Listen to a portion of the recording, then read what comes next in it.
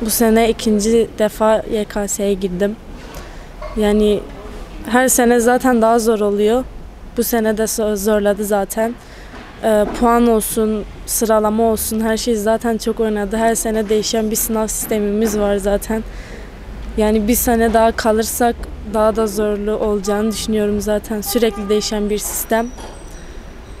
Yani daha üniversiteye gitmeden bu kadar düşündüysek zaten üniversiteye gittiğimiz zaman çok sıkıntılarımız olacak. 1 milyar 250 TL burs verileceği söyleniyor.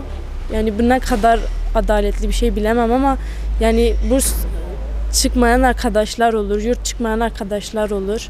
Yani eğer bir arkadaşa yurt çıkmadıysa ev fiyatları yani apartlar olsun, öğrenci özel yurtları olsun 7,5 milyardan falan başlıyor. Yani bir öğrenci nasıl geçinir falan. Yani aileden ne kadar destek gelirse yine de yeterli olacağını düşünmüyorum. 5 kardeşiz. 5 kardeş içinde hepsi üniversite okursa yani maddi gelir sıkıntıları falan filan düşünürsek çok zorlu olacak. Zaten Türkiye'de eğitim adalet yok zaten.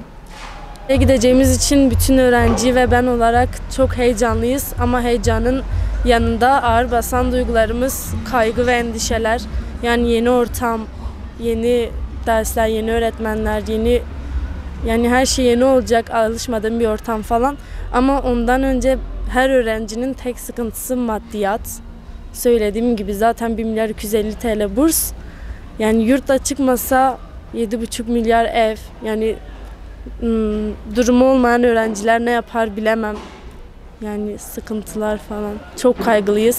Tek yani yerleşme tercih süreci de değil. Yani sınav stresi de bayağı kötüydü. Sınav sonuçları olsun falan çok sıkıntılı bir dönemdi zaten.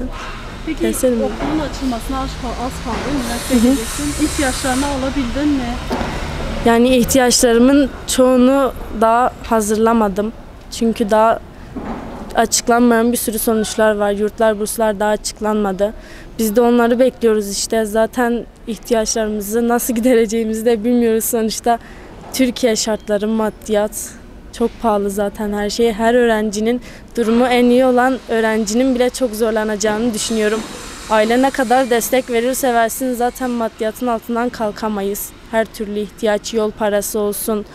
Yani çok sıkıntılı olacağını düşünüyorum. Yani biraz daha bursların arttırılması, yani imkanlara göre değerlendirilmesi, ona göre şartlar, yani ona göre belirlenmeli yurtlar, burslar, ulaşım, her türlü şey yani biraz daha rahat olabilirdi. Bir öğrenciyi bu şartlar altında okutmak ne kadar sağlıklı bilemem. Yani ne kadar iyi bir eğitim verilirse verilsin öğrencinin kafasındaki bu sıkıntılar etkiler öğrencinin öğrenim hayatını veya derslerini falan her türlü. Sınav sürecim ben 3. senemde girdim sınava. Ya biraz çetrefilli oldu aslında. Ama genel şey olarak söyleyeceksem zor oldu yani çok çalıştım. Ha, o şekil yani kaynak falan bayağı çözdüm. Çok çalıştım yani sabah uyanıyordum akşama kadar falan sürüyordu. O şekil yani. Ben İzmir 9 Eylül Üniversitesi Psikoloji Danışmanlık ve Rehberlik bölümünü kazandım. Kendi eşit ağırlık bölümünde 78.000 sıralama yaptım. Ya biz 4 kardeşiz, 3 erkek bir kız. Babam zaten inşaat işçisi yani inşaat ustası. Evin en büyüğü de benim ve tek üniversiteye giden kişi de benim. Diğer bir kardeşim bıraktı, diğerleri de daha küçük zaten. Yani üniversite konusunda İzmir işte tercih etmemin sebebi büyük şehir yani hem çalışıp hem okuyabilme noktasında avantajları olduğu için tercih ettim. Yani o şekilde hem okuyup hem çalışarak üniversiteyi bitirmeyi düşünüyorum. Ailemden zaten genelde kendim çalışıyorum. Yani okul sürecimde de öyle. Babam tabii elinden gelen desteği olur da bana.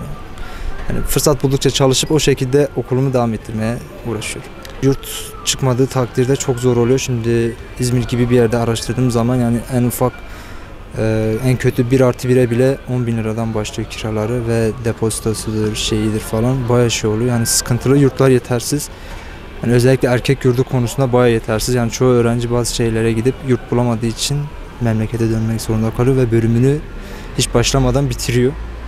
Yani o noktada kötü yurtların arttırılması gerekiyor. Yani sayısı yetersiz bence de.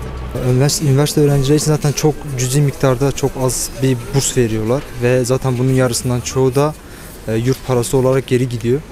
Yani öğrencilere daha çok destek olmalı. En azından kaynak kitap vergi alınmadan verilebilmeli öğrencilerin. Onun dışında yol ücretidir falan, yemektir. Bunlarda yardımcı olmaları gerekiyor öğrencilere ki bölümlerini bitirebilip yani ileride ülkeye faydalı olabilsinler.